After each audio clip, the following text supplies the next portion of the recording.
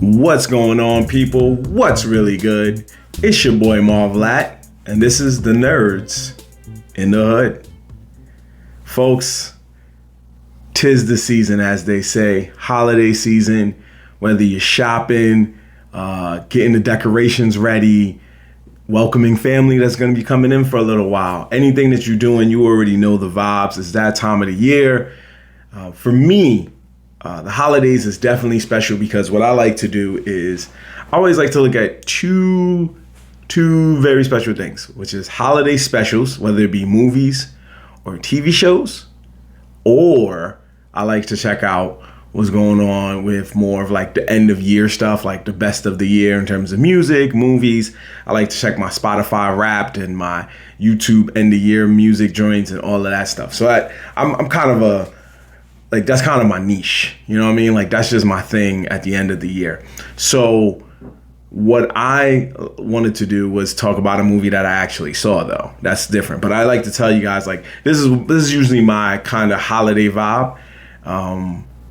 And of course, I hope it's your holiday vibe too, which is about watching, any of that stuff. Any of those movies, TV shows, any type of holiday vibes. But anyway, what we're here to talk about is a specific holiday movie, okay? It's one that's come out for a little while now, but I was very hesitant to watch it, especially in theaters. I have the Movie Pass. I always tell you about my AMC Stubs joint, Movie Pass movement, yeah. But this time I was like, I don't know. You ever thought about watching a movie and then everybody and their moms was telling you it was trash, so now you scared to see it because you think it's gonna be trash? That was basically me not too long ago. I really thought in my mind the movie Red One was going to be complete and utter garbage. Like, I just thought that. And it ended up, I don't know. I have mixed feelings about it, and I want to talk about it with y'all. The beautiful thing about this is, like, I could kind of spoil it because it's been out for a few weeks. It's been out for pretty much, I think, a month now. And it's on Amazon Prime Video, which is the main reason I watched it, because I didn't have to leave my house. Now, this movie was originally supposed to be on Amazon Prime Video. It was supposed to be an Amazon Prime Video original movie. But they decided to take a shot in the dark and take a gamble and put this in theaters. Now, I'm not usually one to talk about budgets and all of that other stuff. But if I do my homework here, I saw that they did have a budget of $350 million, and so far they have not made that back. So far, they are currently over, like the whole world, they are currently at over $175 million. So they are definitely owing the studio some type of bread. You know what I'm saying? But be that as it may, that doesn't stop a movie to me from being good or bad. That just means like the studio lost their shirts on that joint. But I got to talk about this movie from my perspective, from the Nerds and Hood perspective. And what I saw was a different type of holiday movie.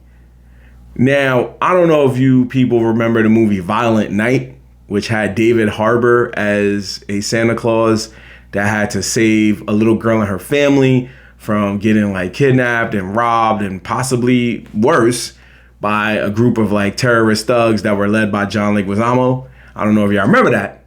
But anyway, it kind of sparked this idea that you can make a Christmas movie and it doesn't have to be your traditional Christmas movie. And those are the type of movies that I actually bang with. Like, those are the type of movies I like. Because for so long, for so many years, we've saw these movies where it's just like, I need to find the true spirit of Christmas, or I'm going to do another Christmas Carol or another Grinch. And there's nothing wrong with those, especially if they're good. But for me, it's like, there's something about a movie like Red One where they're like, hey, Santa Claus got kidnapped and it's up to the head of Santa Claus's security to help find him. Did I need him to have help from a guy who doesn't really know anything about the North Pole, nor should he? No, I didn't need that. But it helped to have a little buddy comedy kind of vibe to it, I guess. And it worked in some ways, right? Because the whole point of the movie, long story short, was that Santa Claus basically got kidnapped by a woman named Gryla the Witch. You can say Gryla or Grilla, whichever way. It's Gryla. So I say Gryla. So Gryla the Witch, she was played very well by Kierna Shipka, who had no trouble playing a witch because she's played Sabrina for the beginning of her career for the most part. So in this movie, Gryla kidnaps Santa Claus, uses his essence to put everybody on the naughty list and basically kidnap everybody on, like, everybody. Just kidnap the whole world and have them under her control.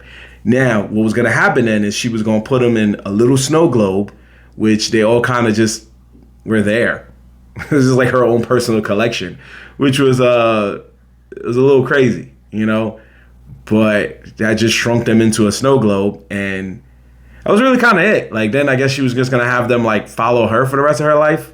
So they did follow a lot of methods of, like, having the actual, like, folklore and myths being used as characters, because Grilla is an actual like folklore myth of a Christmas witch.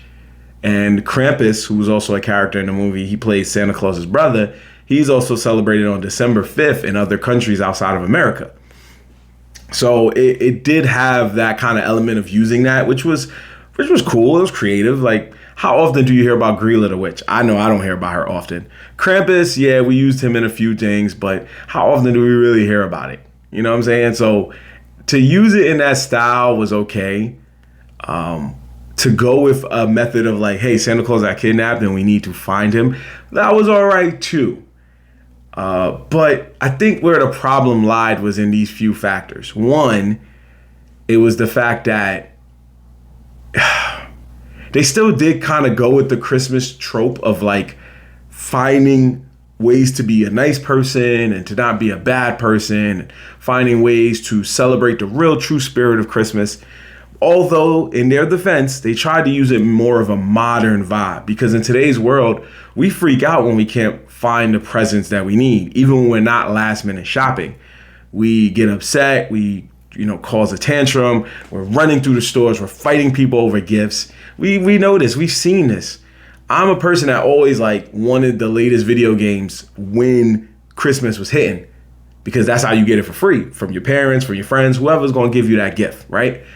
And when the Wii came out, when the Nintendo Wii came out, I don't care if I'm showing my age, I remember people were fighting for that bad boy to the point where I got one of the last Wiis. I was in a Harlem GameStop.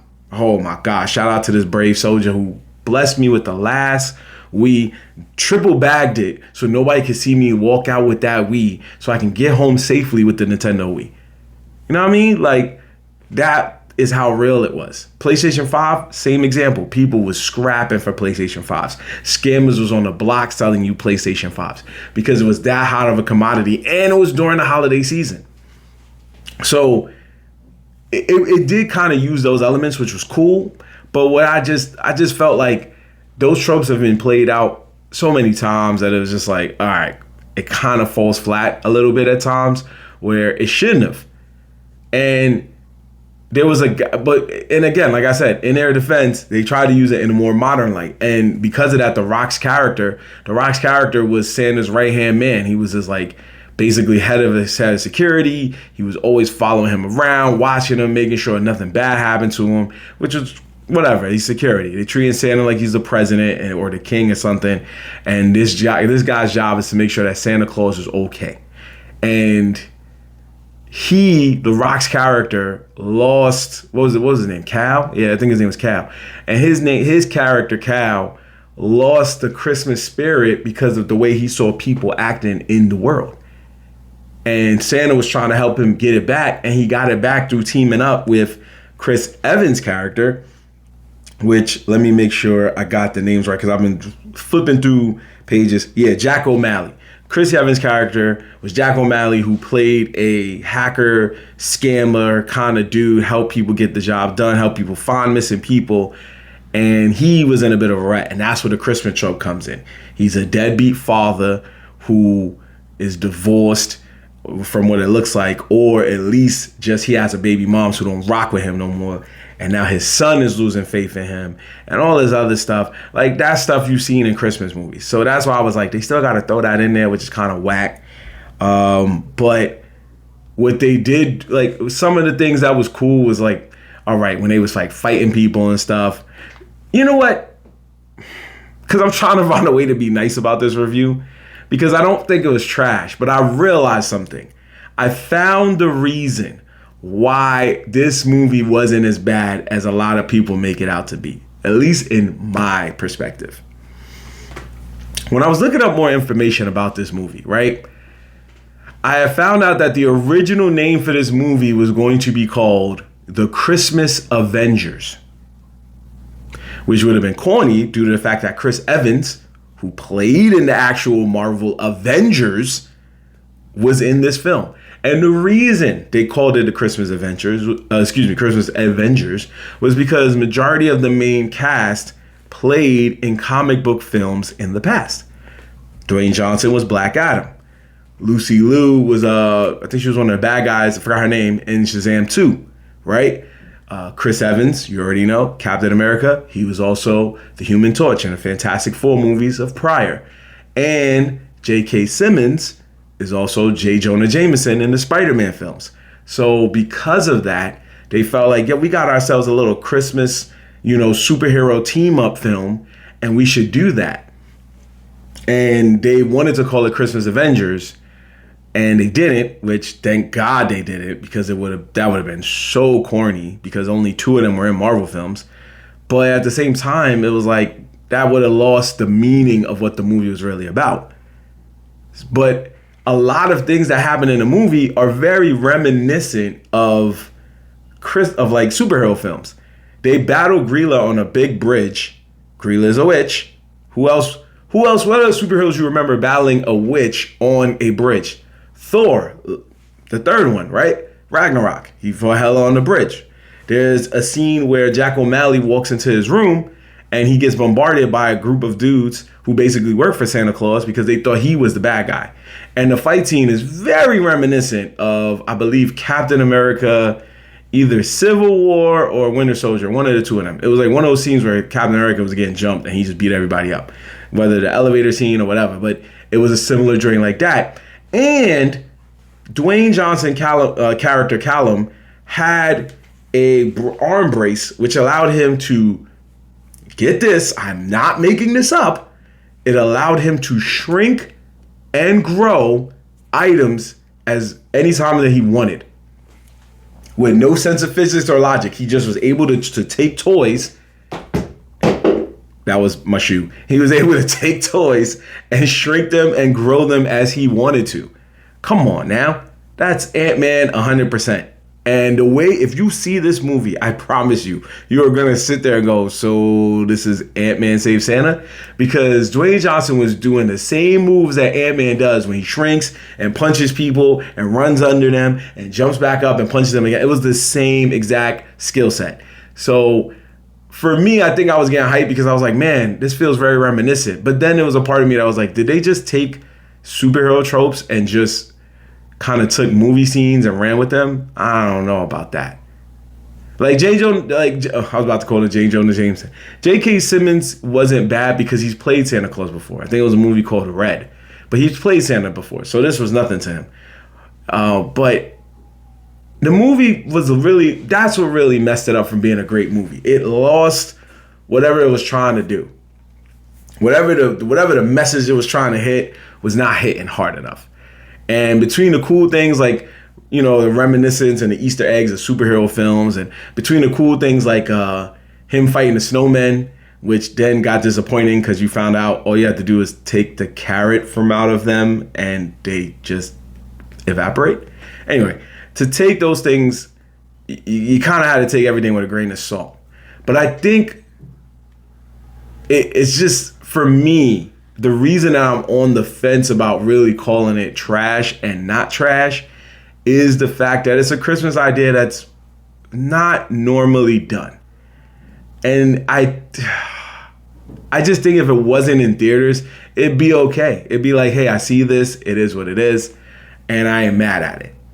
But I do feel like it could have been a better movie, obviously. So because of that, let's just cut right to the chase and talk about the rating system that we do here at Nerds in the Hood. If you are not familiar, let me let you know what we do. So I usually say it by today's slang. I either say it's valid, which means this movie is great, it's fire, it's good, near perfect. It's alright, which is basically meaning it's mid, it's alright. Or, nah, this ain't it, which means it's trash, it's doo-doo. Now, a lot of people are saying this movie is trash. They are saying this movie is trash. But I really want to say this movie's alright. I gotta be that person. I gotta die on that hill. I think this movie's alright. It's alright. It's a different Christmas approach. It's not what you normally see on Christmas movies. It is trying to be something different. It's not trying to go the same way as the movies where it's like Santa gotta do things in 24 hours or whatever.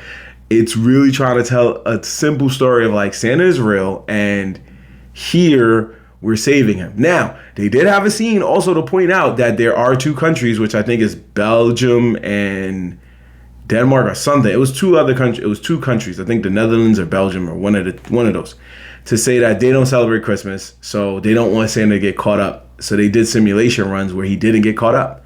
But outside of that, it was kind of funny to see him do Ant-Man moves to help him get in and out of places really, really fast and be Santa.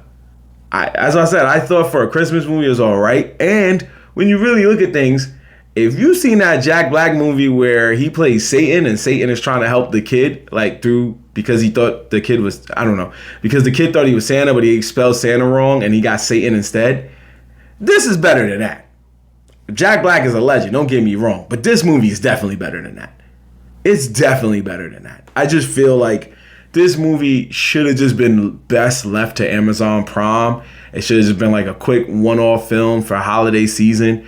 Amazon Prime has been very hit or miss in their holiday movies anyway. I remember last year they did a Batman joint and it was okay, but it maybe Amazon Prime knew what they was doing and it was like, let it go to theaters first and then we could bring it back to the streaming services. I don't know.